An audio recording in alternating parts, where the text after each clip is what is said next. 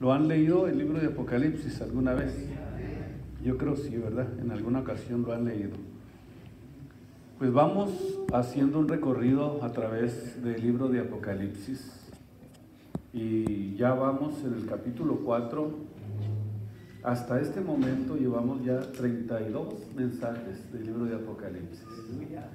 Así que los que deseen escucharlos, pues pueden hacerlo. Pregúntele a los hermanos que trabajan en las cámaras, en el audio, ellos les van a dar información.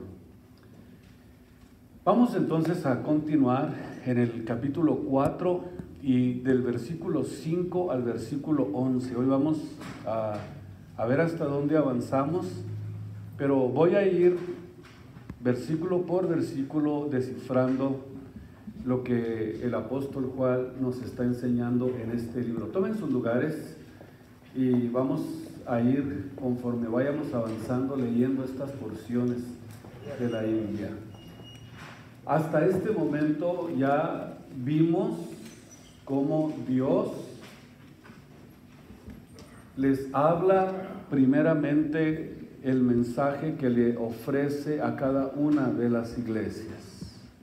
Ya vimos que Dios a través de estas amonestaciones que les da a la iglesia, también les muestra su poder, les muestra su bondad, su misericordia, y también promete a cada uno de los vencedores recompensarlos en el reino de los cielos.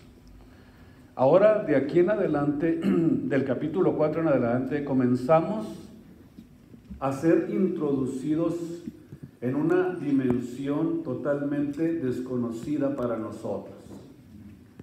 Y es lógico que de aquí en adelante comencemos a ver aquí en la Biblia personajes, criaturas y seres que para nosotros a lo mejor hasta parecen unos monstruos. Pero vamos a tratar de comprender a través del escrutinio de la Biblia lo que significa cada uno de esos animales, de esos aparentes monstruos que la Biblia presenta. ¿Sabían ustedes que en el mundo microscópico también existen un tipo de criaturas que pudieran ser también muy desconocidas para nosotros? Por ejemplo, cuando se descubrieron, por ejemplo, los piojos, nomás voy a poner un ejemplo. Cuando lograron amplificarlos en un microscopio, parecían monstruos, o parecen monstruos. Entonces quiere decir que no es nada extraño que Dios eventualmente utilice quizás animales que conocemos o criaturas que conocemos para poder ilustrar lo que Él quiere decirnos. Vamos a hablar en esta ocasión de los 4 seres vivientes. Comenzamos en el versículo 5, capítulo 4, donde vamos de Apocalipsis, y dice que del trono salían relámpagos, truenos y voces, y 7 lámparas de fuego estaban ardiendo delante del trono, las cuales son los 7 espíritus de Dios. Vemos aquí que Juan en el trono ve que es exactamente lo que significa esto, un trono de juicio. Y nos muestra y vemos que es una preparación para cuando el mundo llegue a un límite. Y es aquí donde Dios nos permite asomarnos para que podamos ver a través de la Biblia lo que va a suceder cuando Dios comience a establecer su trono para juicio. Y cuando este trono esté a punto de enviar su ira y enviar sus juicios, su condenación a un mundo rebelde y pecador que le ha rechazado. Dice Juan que del trono salían relámpagos, truenos y voces. Y vemos que estas cosas que describe Juan son una manifestación del juicio de Dios. Por ejemplo, si nosotros vamos al libro del Éxodo, en el capítulo 19 vamos a descubrir lo que sucedió en el día en que Dios, a través de esta manifestación, les dio a los hijos de Israel las leyes o los 10 mandamientos.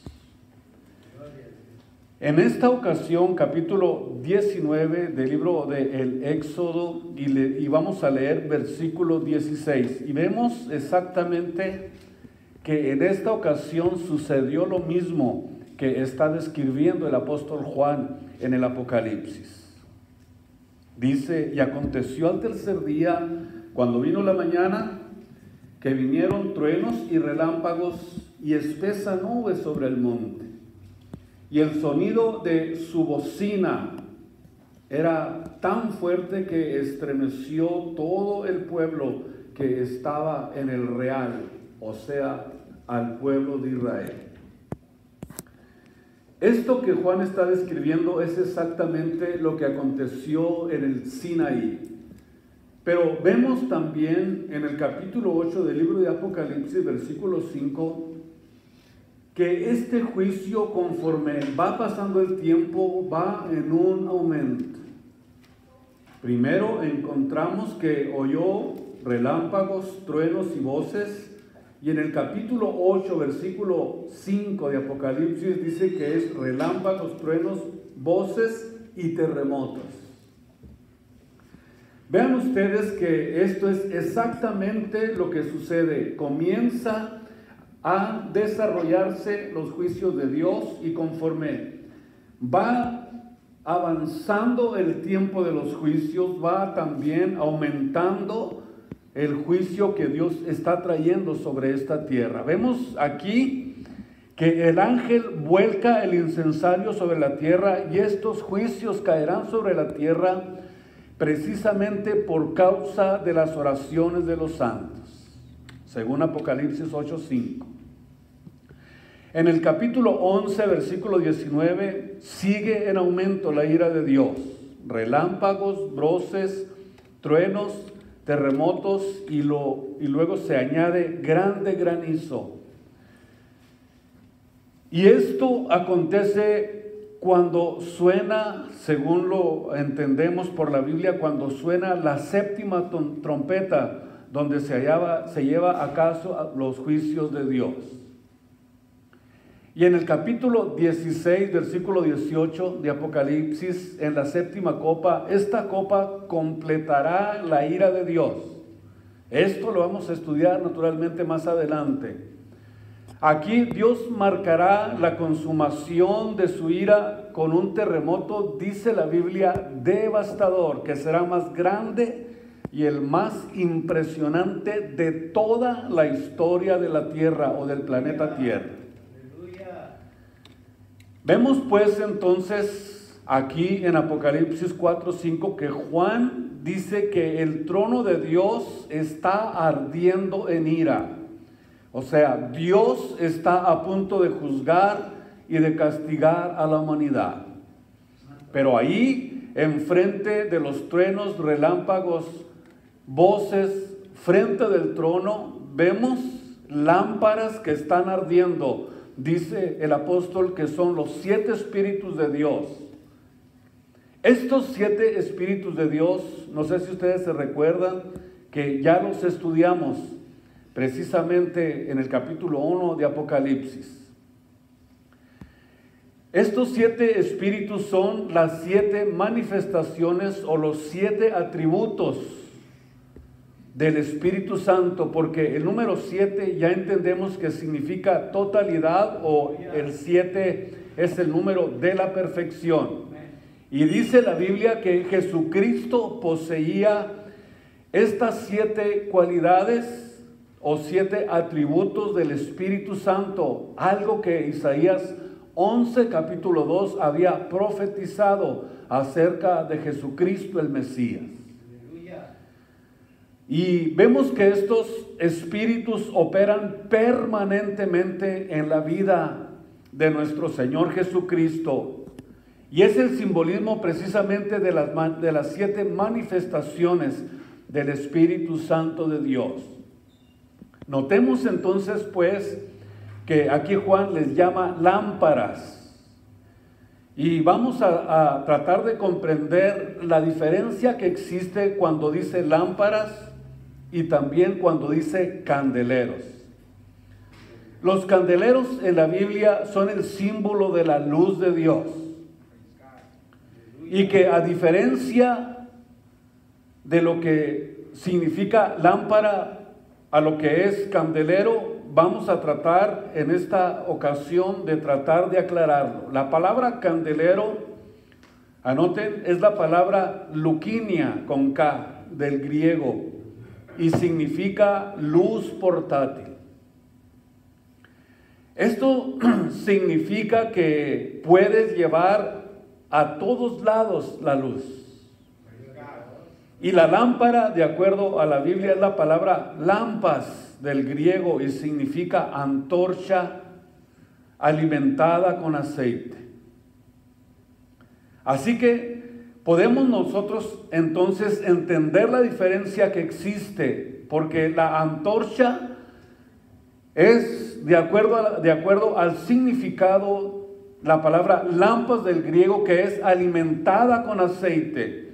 Pero sin embargo son diferentes del candelero, porque la iglesia es un candelero y un candelero tenía 7 ramas.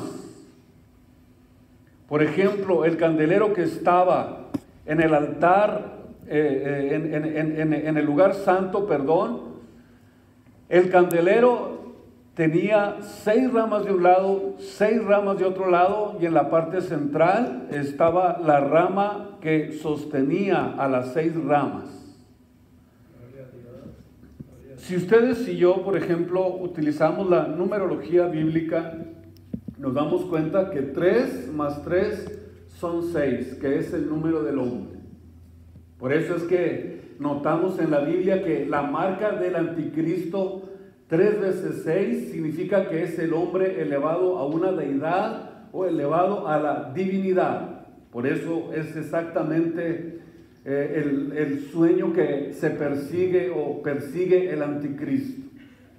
Quiere elevarse a la medida y al nivel de Dios a través de esta forma. Pero notamos algo importante, que aunque seamos 3 y 3, 6, y aunque sea el número del hombre, encontramos que Cristo está en medio de nosotros.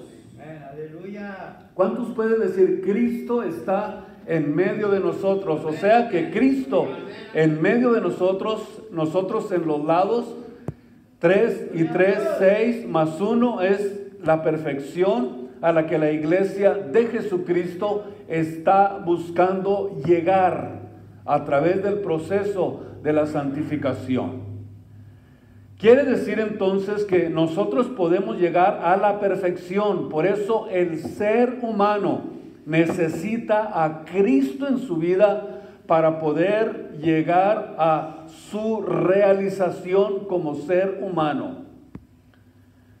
3 y 3 son 6, más 1, 7. Eso significa que estamos nosotros realmente embebiéndonos de la fuente, estamos nosotros conectados a la fuente, que es donde está nuestra fortaleza y nuestro fundamento para poder alcanzar el propósito de Dios en nuestras vidas.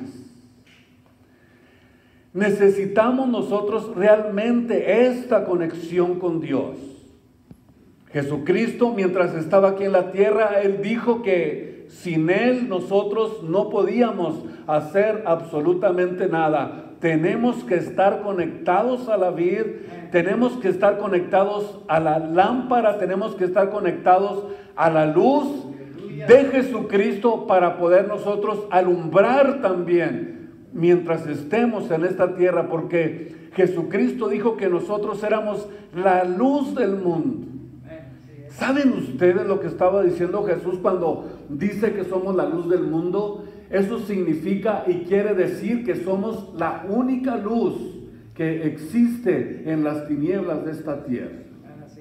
Y esa es la iglesia, ese es el creyente. El creyente es la única luz, la única sal. Y si nosotros no estuviéramos aquí, el mundo no tuviera sentido. Y no es arrogancia, es exactamente lo que podemos entender a través de la Biblia. De hecho, la Biblia dice que el anticristo y la ira de Dios no van a llegar a esta tierra mientras no sea quitado de en medio el poder de la oración, el poder de la iglesia, que es la que está impidiendo que el anticristo se manifieste sobre este mundo. Hay nomás para que tengan una idea de lo que es la iglesia de nuestro Señor Jesucristo. Y usted y yo somos parte de esa iglesia. Si lo puede realmente en esta noche constatar, decir, sí Señor, yo soy parte de la iglesia de nuestro Señor Jesucristo. Pero ¿qué sucede si quedas en el 6? Estás en condenación. Y si te quedas en el 6, nunca fuiste un ser humano que haya descubierto su propósito y su significado en esta vida. Porque el hombre con Cristo solamente puede encontrar la totalidad. Mientras no encuentres a Jesús, mientras Cristo no esté en tu vida, no vas a encontrar la totalidad. O como dice Colosenses capítulo 2, versículo 10, que en Cristo estamos completos. Pero para poder estar completos tenemos que sumar 3 y 3, número del hombre, más 1, Jesucristo, que es el que hace la obra, el que nos lleva en un crecimiento, el que nos lleva a la perfección. No lo hemos alcanzado todavía. La Biblia dice, ahora somos hijos de Dios, pero sabemos que cuando Él apareciere, seremos entonces semejantes a Él, porque le veremos como Él es, porque en su venida va a completar la obra que Él ha comenzado en cada uno de aquellos creyentes que le entregaron su vida y su corazón. Estamos en el proceso y no paramos hasta llegar a la medida de la edad de la plenitud de nuestro Señor Jesucristo, que es el goal, lo que estamos buscando. ¿Cuántos están buscando ese goal? Si voy a llegar a esa medida, no voy a menguar, voy a mantenerme, voy a sostenerme, voy a caminar con Jesús mientras esté sobre esta tierra. Eso es lo que necesitamos hacer. Cuando dice la Biblia que estamos completos, eso es exactamente lo que significa el candelero. Y el candelero también simboliza la iglesia, o sea, Cristo en medio del ser humano. Miren nomás lo que hizo Jesús. Impresionante. Cristo en medio de nosotros. Por eso la iglesia es un instrumento portátil. ¿O no lo dijo eso Jesús? Me seréis testigos, dijo Jesús, Jerusalén, Judea, Los Ángeles, México, Europa, Asia, me seréis testigos, dice, porque la iglesia es un instrumento portátil.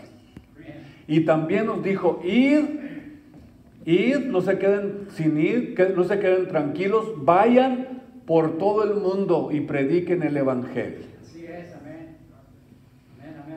Es un mandato, es una orden que Él nos dio, ir por todo el mundo. ¿Por qué? Porque la iglesia es un instrumento portátil que tiene que ir por todo el mundo. Es más, dijo Jesús que este evangelio sería predicado por todo el mundo y entonces vendría el fin. Vemos entonces aquí claramente que las lámparas con los espíritus es la indicación de la unción que arde entre la iglesia de Jesucristo. que es precisamente la luz que es perfecta en la iglesia. ¿Saben ustedes por qué? Por la plenitud de Jesucristo. Porque nos hizo templos del Espíritu Santo y Él habita. 1 Corintios 6 dice que Él habita. Él es el que está morando. Nosotros cuando nos convertimos a Jesús, nos convertimos en templos del Espíritu Santo. Y como somos templos del Espíritu Santo, estamos dentro de la plenitud del Espíritu de Cristo y somos la luz, somos las lámparas, porque nosotros somos la luz que alumbra a este mundo. No es que yo voy a ir a tal o cual lugar porque allí sí se siente la presencia del Señor. Aquí no. Eso quiere decir que estás apagado. Porque Dios no habita en templos hechos de mano. Este lugar es un templo, es un lugar que le decimos el templo, es un edificio donde nos reunimos a glorificar a Dios, pero en realidad Dios no habita en templos hechos de mano. ¿Cuál es la habitación de Dios? Nosotros. Nosotros somos. Cuando una persona dice, pues yo allí realmente no siento la presencia del Señor, voy a tener que ir a un lugar donde, allí, a ese lugar, allí en ese lugar, allí sí se siente. Quiere decir entonces que no eres templo portátil, no eres lo que Dios quiere que tú seas, porque Él tiene que habitar en tu vida. Él tiene que estar presente continuamente en tu vida. Y dice Romanos 8:9 que si algún creyente no tiene el Espíritu de Cristo, no es de Jesús, no es de Dios. Lo dice la Biblia, no lo digo yo. Gloria a Dios, amén, aleluya. Es más, Romanos 8:11 corrobora que la glorificación de nuestros cuerpos no es porque viene el Espíritu Santo para glorificarnos. ¿De dónde es la glorificación? De adentro, por su Espíritu que mora en cada uno de ustedes. La glorificación no viene de afuera. La glorificación de nuestros cuerpos en la venida de Jesús es porque su Espíritu está morando en nosotros. Aleluya. Porque vive en nosotros, porque habita en nosotros. Somos nosotros entonces la plenitud del Espíritu de Cristo en la iglesia. O sea que la perfección de la iglesia es por la plenitud del Espíritu de Cristo que está en ella. Por eso necesitamos entender que estos 4 seres vivientes que estamos tratando de comprender, estos seres vivientes, de acuerdo a la Biblia, vemos que son los seres más cercanos a Dios en el cielo. Son los que forman parte del círculo íntimo de Dios, siempre están adorando a Dios y están también, de acuerdo a la Biblia, asociados con los juicios de Dios. Seres vivientes es la palabra Sun o Z-O-O-N y significa criaturas que viven. Y si nosotros vamos a el libro de Isaías capítulo 6, versículo 2, nos damos cuenta que estos seres vivientes de los que estamos nosotros aprendiendo no son los serafines.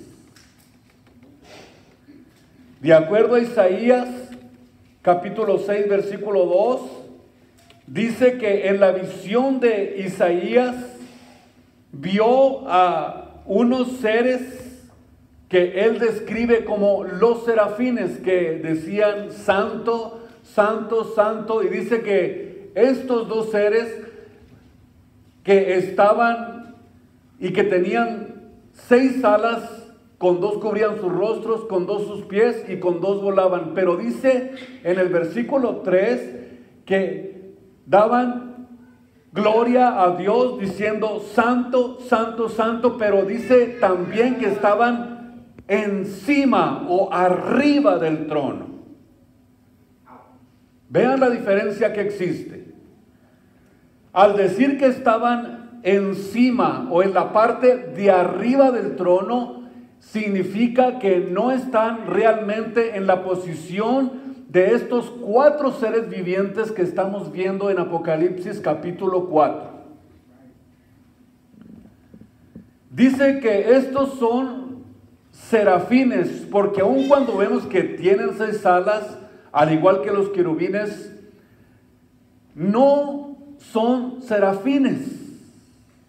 Dice que estos estaban encima, mientras que estos que vio Juan estaban junto y alrededor del trono, no arriba del trono, sino frente al trono. Y vemos que estos que estaban en la parte de arriba del trono se les llama serafines. Y estos seres, de acuerdo a la Biblia, son seres que cuando usted los ve, son seres que están cercanos a Dios y que su función es la adoración. Aleluya. Estos estaban diciendo santo, santo, santo. Y la palabra serafín es la palabra serap con H al final. Y significan, es impresionante su significado, ardientes.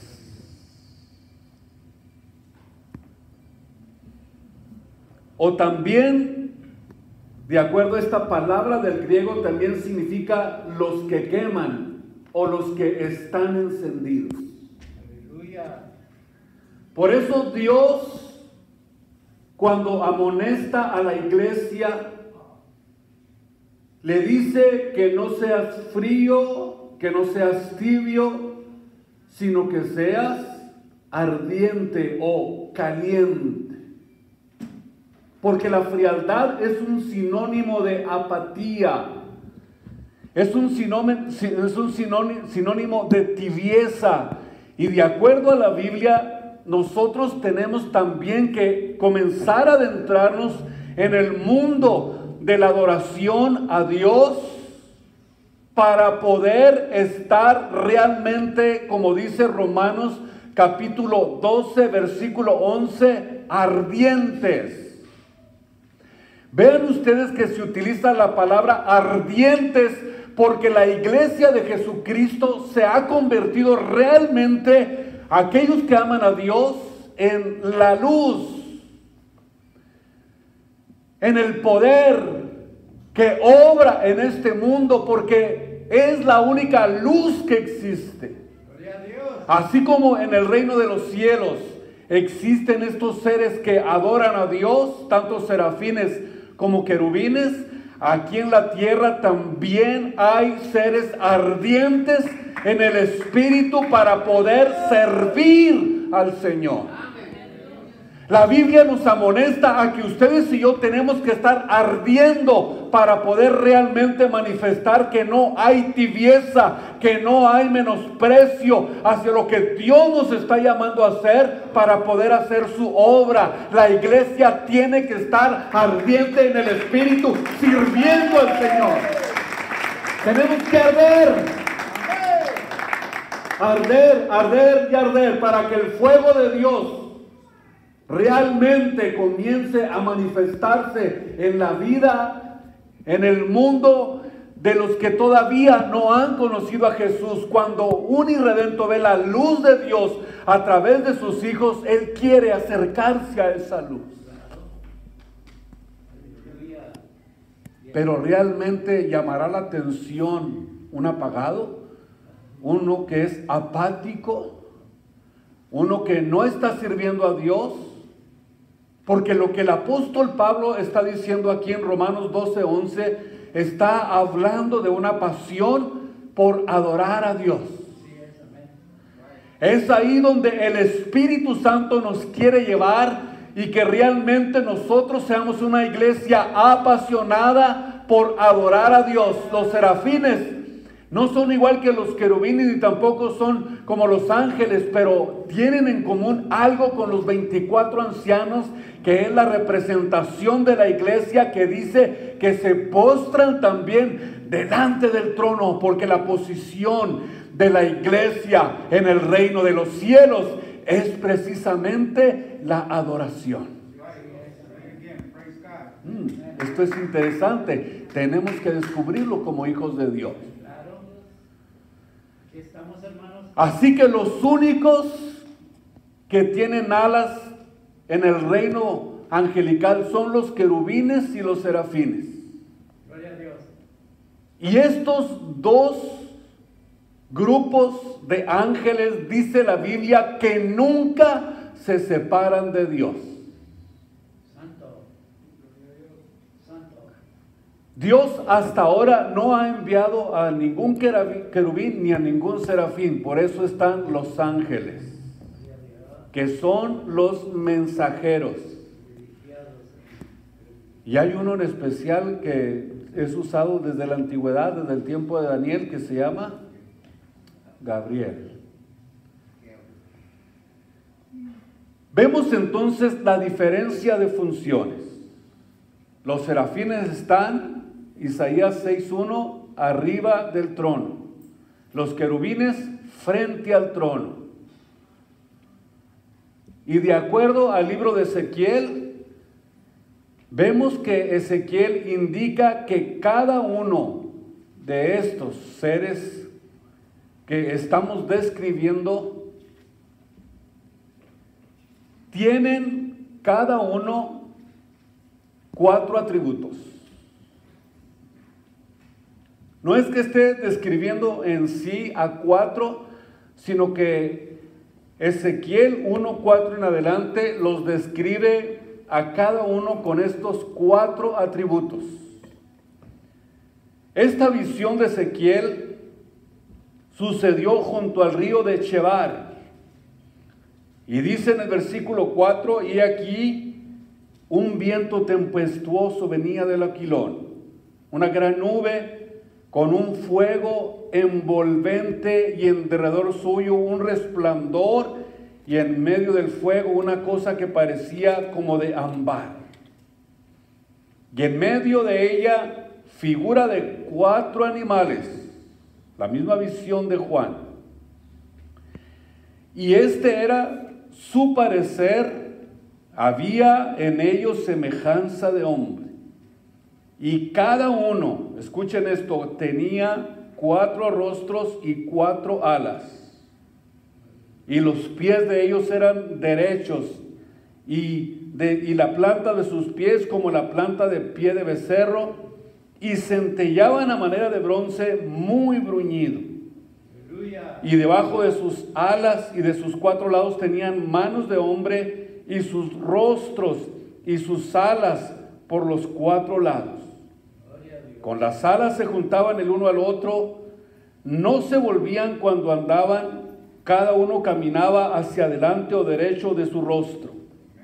Y la figura de sus rostros era de rostro de hombre y rostro de león, y a la parte derecha en los 4 y a la izquierda rostro de buey o de becerro en los 4, en cada uno. Asimismo había en los 4 rostros o rostro de águila. Eran Gloria a Dios. tales estos rostros y tenían sus alas extendidas por encima cada uno, 2, uno de 2, los cuales se juntaban, y las otras 2 cubrían sus cuerpos. Y cada uno caminaba hacia enfrente o derecho de su rostro, hacia donde el espíritu era que anduviesen, andaban. Cuando andaban, no se volvían. Cuanto a la semejanza de sus animales, su parecer era como de carbones de fuego encendidos, como parecer de hachones encendidos. Discurría entre los animales, y el fuego resplandecía, y del fuego salían relámpagos, y los animales corrían y se tornaban a semejanza de relámpagos. Muy bien. Isaías está realmente describiendo exactamente a estos 4 seres vivientes. En el capítulo 10, versículo 4, denle unas vueltitas a su Biblia, vamos al capítulo 10 y en el versículo 4 encontramos: y la gloria de Jehová se levantó del querubín del umbral de la puerta, y la casa fue llena y el atrio se llenó del resplandor de la gloria de Dios. Aleluya. Y el estruendo de las alas, ya aquí dice, de los querubines, se oía hasta el atrio de afuera, como la voz del Dios omnipotente cuando habla. Esta visión de la que él está hablando, vemos claramente en el versículo 14 que cada uno tenía 4 rostros. El primer rostro era de querubín, el segundo rostro de hombre, el tercero de león y el cuarto rostro de águila. Y levantáronse los querubines. Este es el animal que vi en el río de Chebar. Decíamos al principio en el capítulo 1 que esta visión de Ezequiel la tuvo en el río de Chebar, y ahora ya está realmente describiendo que este acontecimiento sucedió en el río de Chebar y los identifica como querubines y no como los serafines. En el versículo 20 de aquí donde estamos, capítulo 10, dice que este era el animal que vi debajo del Dios de Israel en el río de Chebar, y conocí que eran ¿qué? Querubines. Y conocí que eran querubines.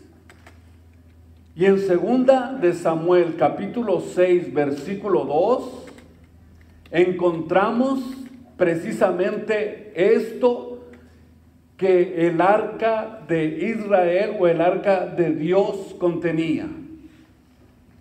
2 de Samuel capítulo 6 versículo 2 dice que levantóse David y fue con todo el pueblo que tenía consigo de Baal de Judá para hacer pasar de allí el arca de Dios, sobre la cual era invocado el nombre de Jehová de los ejércitos, que mora entre querubines. Quiere decir que la morada de Dios o estos seres angelicales son los seres que están más cercanos a Dios. Y vemos aquí que el arca contenía precisamente estos querubines, y no solamente esto, sino que contenía la vara de Aarón, el maná, la ley de Dios, y en la parte de arriba, en el propiciatorio, sobre ella 2 querubines de oro puro. Estos 2 querubines que Moisés puso allí sobre el propiciatorio, los copió precisamente conforme al modelo que Dios le había mostrado en el cielo. Todo el tabernáculo realmente era el reflejo de lo celestial, y el arca del pacto en el tabernáculo significaba la presencia de Dios. Y los querubines vemos que están cerca de la presencia del trono de Dios. Y dice también que estaban llenos de ojos delante y detrás. Esto significa que, aunque son seres espirituales, tienen un conocimiento y una inteligencia sobrenatural. Y aunque no son omniscientes, no hay nada que no pertenezca a sus deberes que se les escape de escudriñarlo o de su escrutinio de estos seres. ¿Saben ustedes quién era? Es precisamente Satanás.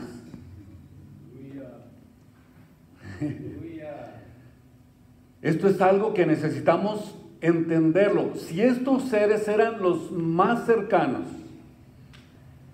cercanos a Dios, Pues precisamente en el libro de Ezequiel, capítulo 14, encontramos que esta era precisamente la posición que tuviera antes Satanás, pero que cuando se rebeló contra Dios, perdió precisamente esta capacidad y estas habilidades y estos, pudiéramos decir, la calidad de estos seres que son los querubines.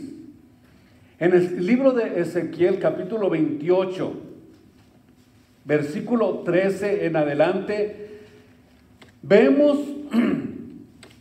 que aún desde el Edén, Satanás estaba presente.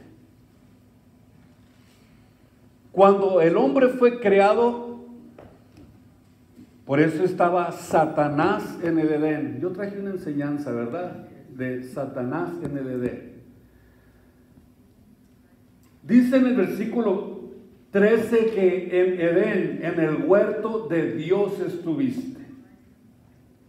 Y hace una descripción de lo que realmente es un querubín. Menciona todas las piedras más preciosas y más caras que hay para descubrir la capacidad y la intensidad de lo que era un querubín cuando habla de este querubín caído llamado Lucifer. Aleluya. Quiere decir que si estuvo en el Edén, estuvo presente cuando el hombre fue creado. Fue invitado para que hiciera fiesta el día que Dios creaba al hombre. Por eso estaba Satanás en el Edén. Pero al mirar la grandeza que Dios estaba haciendo con el hombre, se llenó de celo en contra de lo que Dios estaba haciendo. Se llenó de celo de la idea original de Dios cuando crió al hombre. Porque el hombre fue criado con una capacidad que hasta le dio celo al querubín cubridor del versículo 14. La creación del hombre le creó celos a Satanás, a este querubín, porque tenía algo el hombre que ni los querubines tienen. ¿Saben ustedes qué es? ¿Y que codició Satanás?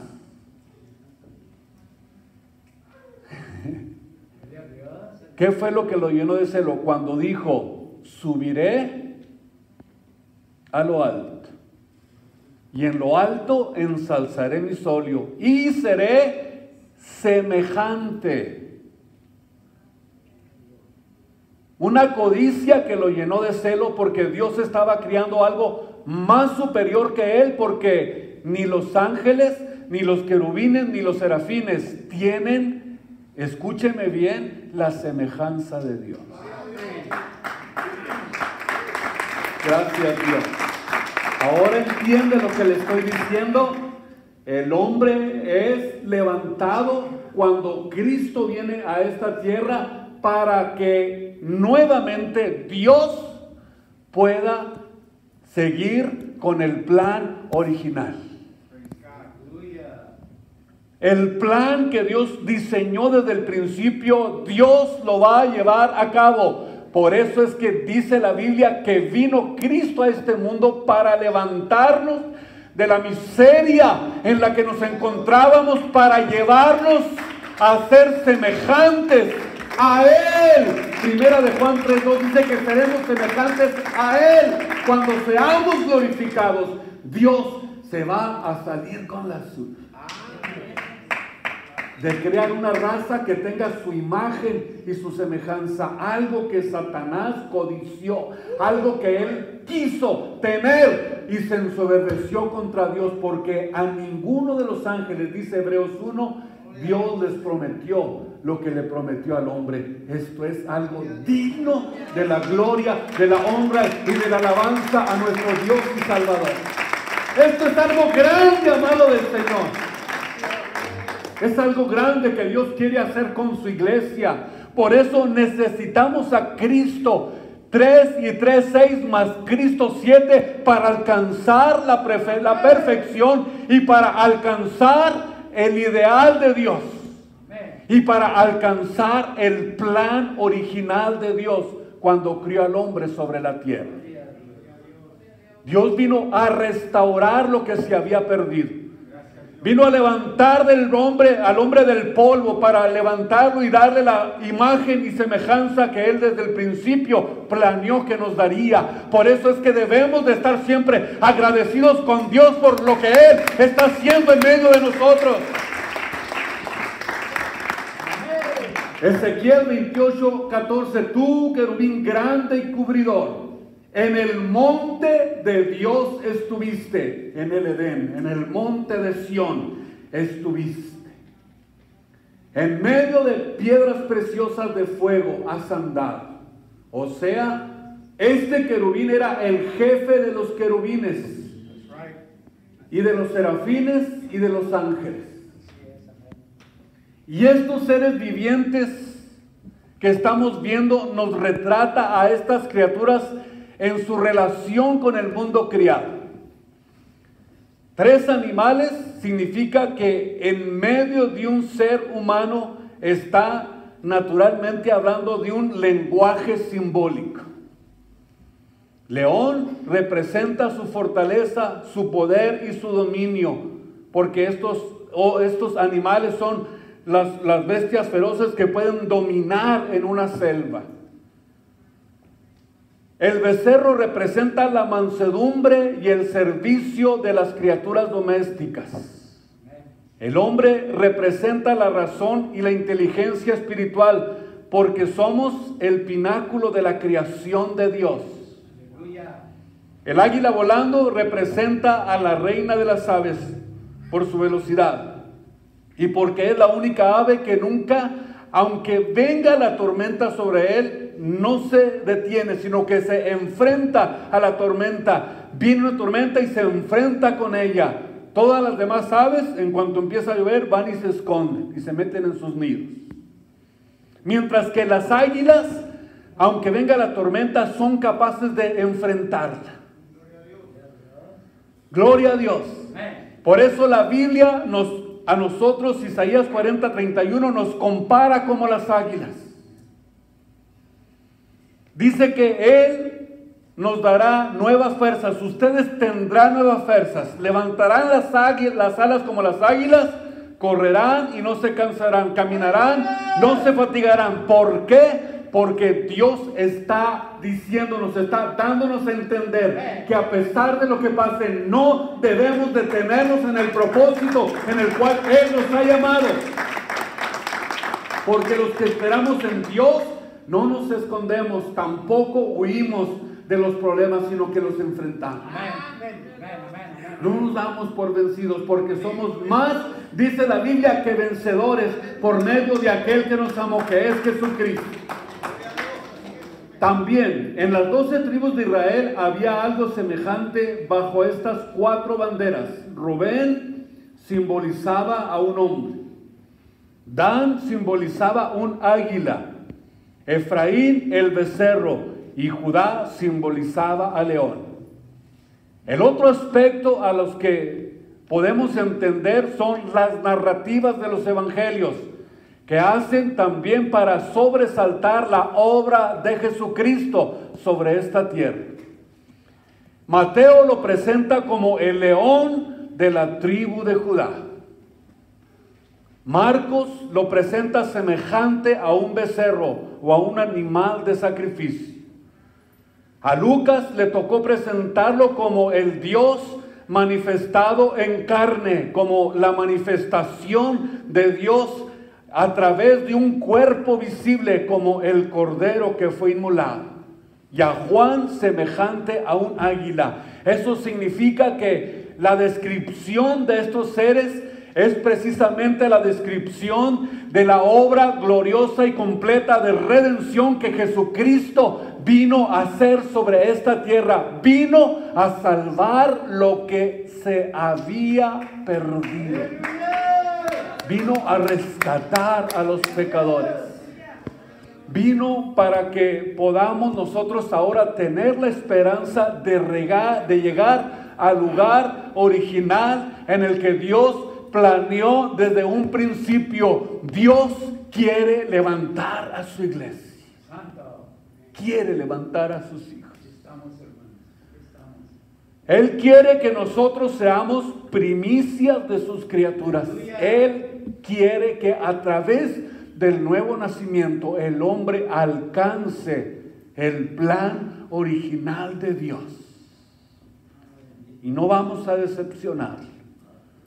No vamos a decepcionar a Jesús. Él vino para libertarnos, para sacarnos de la miseria, para llevarnos a ese nivel, a ese plan original que Él desde un principio planeó y se fijó en ti en esta preciosa mañana para llevar a cabo ese plan. Él puso su mirada en ti para que tú, a través de esa mirada de Cristo, a través de su palabra, tú puedas responderle y decirle: heme aquí, Señor, para hacer tu voluntad. Quita absolutamente lo postrero y comienza a establecer lo nuevo. Comienza a hacer cosas nuevas en mi vida, cosas nuevas en mi corazón. Y dice la Biblia que en el nuevo nacimiento Dios comienza un proceso maravilloso que nos llevará a la idea y al plan original de Dios. Oremos a Dios en esta mañana. Pónganse de pie. Vamos a decirle: Padre Celestial, Padre mío, pon tu mano santa, Señor, en esta preciosa mañana. Señor, porque la redención es algo maravilloso. La redención de nuestras almas, la remisión de nuestros pecados es un regalo inigualable. Es un regalo que no podemos darnos el lujo de despreciar. No puedo darme el lujo, Señor, de despreciar este regalo tan grande. Esta maravilla que tú estás haciendo con tu iglesia. Ese pueblo que tú estás levantando para tu gloria y para tu honra. Glorifícate, Jesús, para poder ver las riquezas,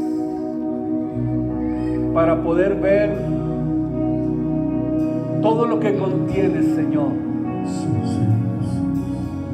la redención que viniste a hacer a través de tu sacrificio.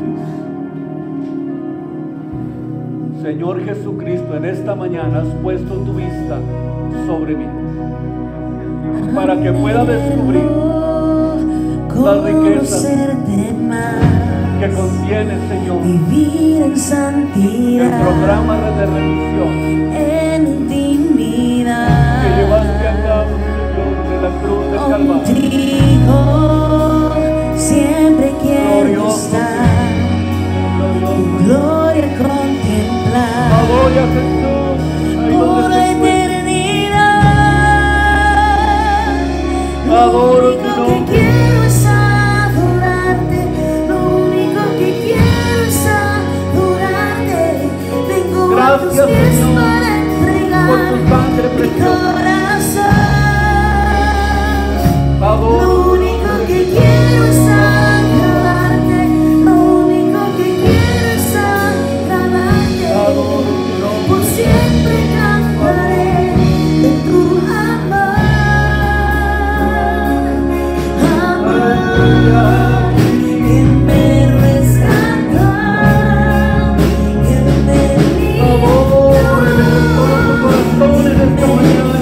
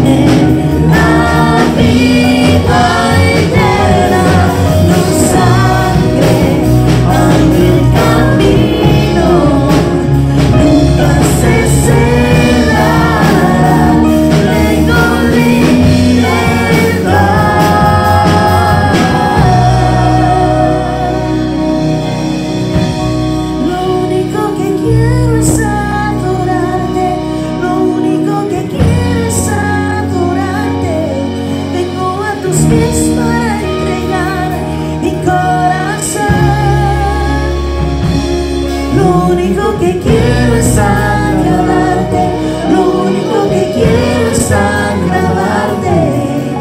Por siempre cantaré de tu amor.